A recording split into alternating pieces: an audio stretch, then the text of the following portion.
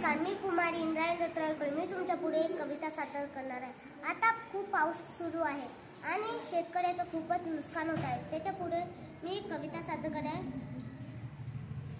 असा कसा रे विठ्ठला त्या शेतकऱ्यावर इतका उठला, हातात तोंडावरचा घास तू पाण्याखाली लुटवला.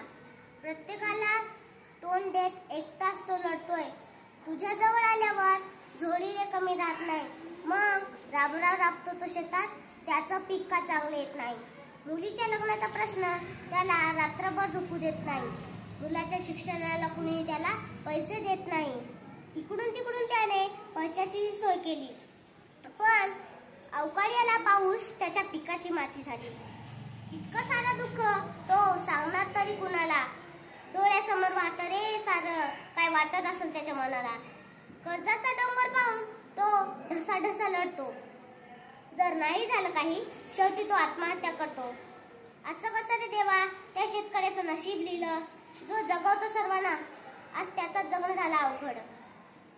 विठ्ठला त्याच्या रानात पोटापुरतं तरी दोन घास ठेवशील का? अरे पावसा, तुला मी विनंती करतो, आता तरी थांबशील का? धन्यवाद.